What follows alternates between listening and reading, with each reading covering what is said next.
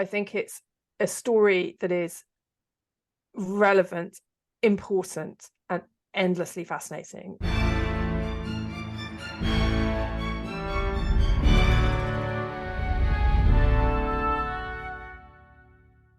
Hello and welcome to this bonus episode as I have Antonia Senior join me to talk about her new podcast, SpyMasters, with the first episode out tomorrow. Antonia is a journalist currently writing a book on the Cambridge spy ring, the British spies at the heart of the establishment who were actually moles working for the Soviets. Antonia talks about that and her new guests coming up on the pod. Plenty more great history coming up, including Napoleon Bonaparte, the Mau Mau uprising in Kenya, the war in Ukraine, and much, much more. So please do share, rate and review. But until then, here's me chatting with Antonia on her new podcast, SpyMasters.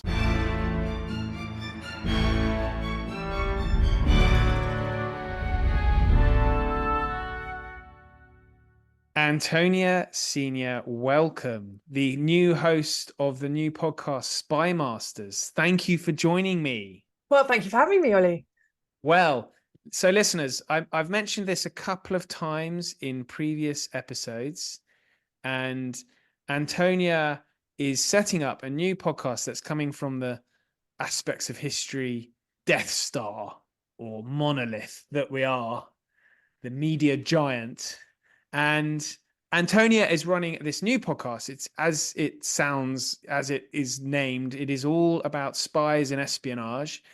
So I wanted to get Antonia on to introduce her to all the nice listeners so that they'll have an idea of what's coming up and then they'll hopefully want to have a listen. So Antonia, I thought it would be good to kick off by asking you, what is SpyMasters? Well, it's a podcast about espionage, simply. I just want to extend your analogy, and if aspects of history is the Death Star, then surely I'm the Princess Leia now of aspects podcasting. I'll take that. So we're on the podcast interviewing all the best writers about spies. So we're doing fact and fiction, history and contemporary. And I'll be talking to anybody and everybody who writes on the topics of espionage, covert action, the SOE, anything where people get down and dirty and undercover. And we've got some fantastic guests lined up. Some of the recordings already done, and it's going to be very exciting, I think. Great. And Antonia, you might sound familiar to listeners because you've appeared twice on our Books of the Year with the Gang episodes where you, Roger, and Richard Foreman talk about the Books of the Year. I think most recently you were the sweary one, actually. So will this all be X-rated? Children? No, I am trying really, really hard not to swear too much. It's a terrible affliction, I know. I've done quite a lot of, in my lifetime as a journalist, I've done some live telly and live radio, and always in my head, because I'm a very sweary person, I'm telling myself not to fucking sweat, not to swear. And I don't always get it right, but no, this obviously is a very grown-up, serious podcast. So I've been very lucky to do the book reviews with you guys. One of my day jobs, I think I have what is known in modern parlance as a portfolio career. In one of my day jobs, I review historical fiction for the Times. So I'm kind of all over that as a genre, and then very excitingly kind of broadening out with this to kind of encompass some more interesting, not more interesting, God forbid, some different genres of fiction, which is fantastic, as well as the non-fiction. Well, you're an author and journalist, you've just mentioned. So you've been a journalist for how long, and who have you worked for? I've been a journalist since I left university, which was actually, it was at university I first got interested in spying, incidentally, because I did an intelligence history course under the king of intelligence history, Christopher Andrew. He wrote the history of MI5, didn't he? Yeah, he's done everything. He unearthed the Metrovkin files. He's the absolute king of this subject, and I did his course. I mainly did it actually because there was a rumor going around that you got the tap on the shoulder if you did his course, and I quite fancied that as a career. So that was my first choice as career. Sadly, the tap never came. This being Cambridge, of course, the tap could have come from either side, but neither of them tapped me up. So I ended up going into journalism. My first job was on a magazine called Pensions World, where I wrote about pensions. I think we need to do a deep dive on this aspect of your career. The listeners are crying out for this. I was like 22 without a pension, writing very in-depth, serious articles about pension schemes. And then I went from Pensions World to the Times, where I again wrote about pension schemes for a very long time, which was actually really good fun because it was, the period when all the pension schemes were collapsing, which is all great fun to write about. And then I did various jobs. I was on the Times on staff for about 14 years, I guess it was altogether. And I did all sorts of jobs. I was a leader writer. I was editor of the Science magazine for a while. So a leader writer, does that mean you're writing the editorials? Yeah, basically. So the Times' view of the day. And obviously, which was great fun. But again, you have to be sort of pretty. I remember having to write one leader. I was like 29 or something and writing an editorial for the Times in which we basically had to call for like some senior government minister to resign. I remember thinking, how am I going to write this? And so I just had to ventriloquize being incredibly pompous because otherwise there was no other way to do that. But I enjoyed that. That was a great job. And I was acting business editor for a while during the beginnings of the financial crisis. That was fun. So yeah, I absolutely loved it. But then I left full-time journalism to have lots of children, and I started writing novels. I then wrote 3 novels and did some freelance journalism, and now I'm moving to non-fiction and still doing some journalism and now doing this exciting shiny new podcast. So this is a new thing. Well, the subject of your new book, and you've alluded to it with your undergrad at Cambridge. So this is about the Cambridge spy ring, isn't it? It is about the Cambridge spy ring. Yeah, it was about the Cambridge spy ring. It's so exciting. So the book's coming out in 2025. The genesis of the book was I've always been kind of, interested in them, and I've read a lot about them. But I started sort of thinking about who the actual victims of their treachery were. And then when I went to the books, I just found that everything was kind of very concerned with the ramifications on the British class system and their place in the British class system and what it meant for Britain. And I thought, well, that's, interesting, but it doesn't actually tell me anything about what Stalin wanted from the Cambridge Five. And it kind of tallied with some other interests of mine around the Sovietization of Eastern Europe in 1939 to 1941, and then post-war. And the more I looked, the more astonished I was that there was a whole story there that hadn't really been told in any pacey, popular, and yet deep dive way about the Cambridge Five's role in helping Stalin create his empire. And I also thought it was really fascinating because it brings you into issues of ideology, whereby for a few of the spies, one of the single most important things to them is their anti-imperialism. And yet the entire tenor of what they're helping him achieve, or what they're helping Stalin achieve, is an empire by any other name. So I found all of that very fascinating. And I'm halfway through. I'm deep diving into some fascinating stuff. I've met some amazing people. I'm going to interesting places, and I'm absolutely loving it. The move to nonfiction has been absolutely glorious for me. Well, I mean, obviously the proof is in the pudding. We'll have to wait. You have to wait and read the book, but I think it's going pretty well. And so when you were at Cambridge and you were studying under Christopher Andrew, was there a kind of awareness, or was there a sort of undercurrent of knowledge that it was where these 5, Philby, Maclean, Burgess, Blunt, and Cairncross, all met at Cambridge? Was there an awareness that, okay, Cambridge was, pillar of the establishment university that resulted in a catastrophic intelligence failure at the heart of that very establishment? I think I was very aware of it and really intrigued by the story. I think the other reason I've come back to that story, though, is that I was slightly misled by the kind of popular culture image of them when I was young, which was all fed through that wonderful film Another Country about the young Burgess. And, he was beautiful and glamorous and misunderstood and an outsider. And that kind of romanticized picture of them was certainly present in my mind at university. And I think, again, like a lot of people, I was much more drawn to left-wing politics when I was at university than I am now.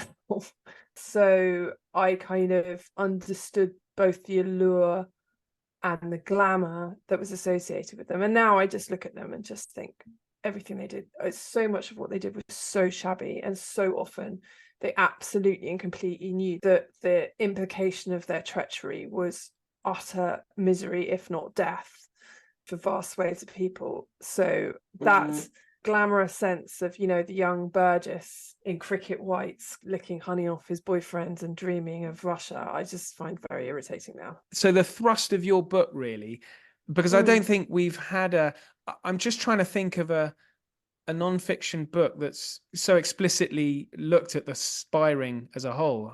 I mean, you probably know a lot better than I. No, there have been, but just not for a while. So for the last few have all been individual biographies, absolutely great individual biographies.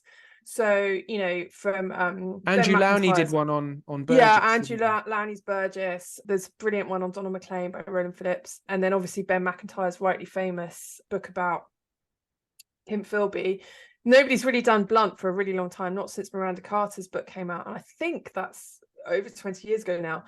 And on the 5 of them together, not much. And there's been so much released since then, not so much. There's not been a huge amount released from the KGB side, but there's been a lot released from this side since the last time all 5 of them were looked at. I mean, there is so much material that in one sense, the hardest thing is what to leave out, because each of these 5 can and has inspired fantastic, very detailed biographies individually.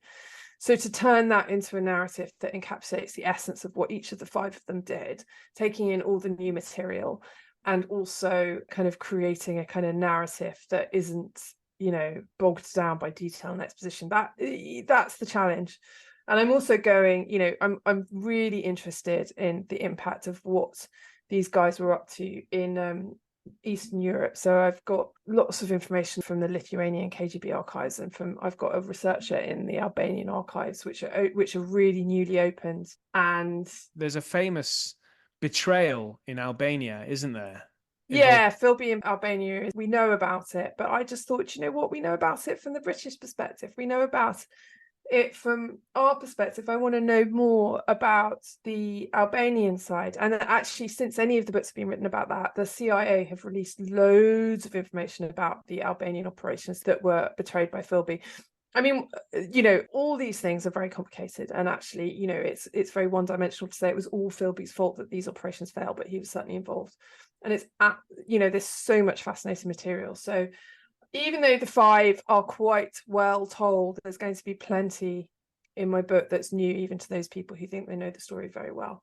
And as a story, bringing it back to a new audience, I think, is also important, because lots of people actually have forgotten about it. I sometimes tell people, even people you expect to know, I'll say, I'm doing a book on the Cambridge 5, and they kind of look puzzled. And I find that deeply shocking. It does tend to mean I can't be friends with them. But, people don't always know. And I think we can't let stories like this be forgotten. And I think it's particularly resonant at the moment, at a time where public discourse is very tribal and very oppositional and very ideologically driven, to remember a similar time when things were oppositional and tribal and ideologically driven, and remember that actually that tribalism and those ideological convictions can lead people to do very, very wicked things. I think it's a story that is relevant, important, and endlessly fascinating, and I feel very privileged to be writing it, to be honest. Yeah, so it's interesting you talking about the Albanian perspective, because I'm sure some listeners might not be aware. I mean, if you were caught in a operation behind the Iron Curtain, it wasn't a rap on the knuckles or even just a short-term jail sentence. It was very often death. It was. And actually, a lot of the Albanian expats who were being sent over into Albania by the British and the Americans were actually quite reluctant. Some of them were semi-coerced into going. And it was incredibly dangerous, and the consequences were incredibly high, not just for you, but potentially for your family. And, the Sigurimi archives, the archives of the Albanian secret police, are relatively newly opened. And it was quite difficult getting into them, because the problem with, as a lot of people know, with the archives of former totalitarian countries is that there's quite often people in there who you don't expect to be in there. There's secrets in there that you don't want to know, evidence that someone in your family was not who you thought they were, etc. There's a lot of stuff in there, so they're quite careful about letting you in at all. I had to go through a lengthy process of application to get in. I might not get anything particularly new. I'm finding out quite soon. I'm going to meet my researcher who's helping me, because obviously it's all in Albanian. Are you going and over Russian. to Tirana? I will be, yeah. And I'm going to the Baltic states as well. So there's quite a lot of fun stuff, some travel. It's great fun. Yeah, I mean, that's very interesting, because I don't know if you know this, but I do have some listeners in Albania. Do you? Hello, Albanian listeners. Yes. So hopefully you can kick off with at least a few. Brilliant. I'm in. Yeah, I'm looking forward to it. I'm really looking forward to it. And I want to go out. There's a particular peninsula in Albania where a lot of the landings happened that's currently a marine reserve. So I want to try and get to that, but I'm not quite sure when at the moment. I'm looking forward to visiting Albania. That will be very exciting. Yeah. And so for the podcast, then you got interviews, any thoughts on? The podcast is so exciting. So my first guest is going to be David McCloskey. So David McCloskey is the hottest property in spy fiction right now. He's best-selling, he's smashing the charts. So his first book was Damascus Station, which was hailed as being kind of incredibly realistic portrayal of CIA ops, while at the same time being a propulsive story. And it was absolutely those things. And the reason it's so realistic is that David McCloskey is a former CIA analyst. And we've had a fantastic conversation, and he's told me all sorts of things that I feel like he shouldn't be allowed to tell me, but about the CIA. And he's quite interesting, apparently, because if you've worked for the CIA, before you can publish a spy novel, because you've signed the American equivalent of the Official Secrets Act, you have to get the CIA's approval. So he had to have the book read by the CIA boards, and he said even he was surprised by how much they let him sort of reveal about ops. I think because some of these ops are a couple of years old. Anyway, we're talking about his new book, Moscow X, which I think is even better, which is this kind of covert op run against Putin by this slightly exciting, convoluted plot involving making it look like some of his oligarchs are plotting against him by stealing loads of Bitcoin off them and stuff. And it's so much fun. It's so great. And the heroine is a woman called Artemis Aphrodite Proctor, who David and I in the podcast speculate, we would like to see in a room with Mick Herron's Jackson Lamb. She's absolutely something else.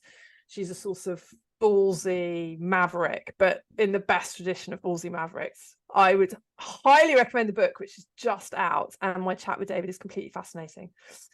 He's only the first. We've got brilliant stuff lined up. So I've got Helen Fry, who I know you've had on your podcast, who's absolutely brilliant. We're talking about Edith Cavell, the nurse turned spy in World War One.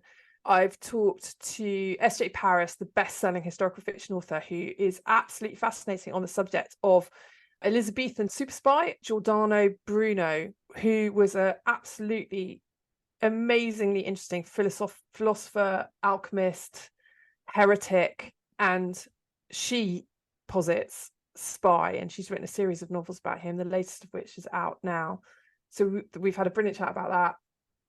And I've got another brilliant one coming up, which is Roger Morehouse, another former guest on your show, talking about the intelligence operations in and around the Holocaust. So what we knew about the Holocaust when, via the Polish resistance, who were the main method of getting information about the Holocaust out to the world. And that is also brilliant. And very excitingly, in a week or so, I'm talking to General David Petraeus about his take on developments in military intelligence based on his brilliant new book in association with Andrew Roberts called Conflict, which I think was the Aspects of History Book of the Year when we did our Book of the Year chat. Actually, we did interview, I did interview both Petraeus and Roberts, because he was director of the CIA. He was director of the CIA. Ooh. You should right? mention a few things you learned from McCluskey to Petraeus and see what he thinks about that. Yeah, exactly. Well, you have to listen to the podcast. Listeners will be. It's actually out tomorrow. Tomorrow, the 1st of February. That's the first episode of the SpyMasters, and so this is a trail for that. Well, it's very exciting, and I would say that if any of your Aspects of History listeners, because this is a new and shiny podcast, if you have any thoughts, ideas, people you want me to interview, you can just contact me through our Twitter feed, which is @SpyMastersPod, on I think we have to call it X now, don't we? But on X, which sounds more spy-ish anyway. And the other way you can contact me is by email, which will be spyMasters@aspectsofhistory.com. And we'd love to get your opinions on the first couple of episodes. We'd love to get your thoughts, any questions you've got, and any ideas for future shows, because this is, the idea is that we kind of have a community of people who are as passionate as I am about intelligence history and spy fiction. Wonderful stuff. Okay, Antonia, thank you very much for your time. Listeners, I command you to listen to SpyMasters tomorrow. And thanks, Antonia. Thanks, Ollie. Thanks so much for listening. Links are in the show notes. Lots of great content coming up. But until then, thank you and good night.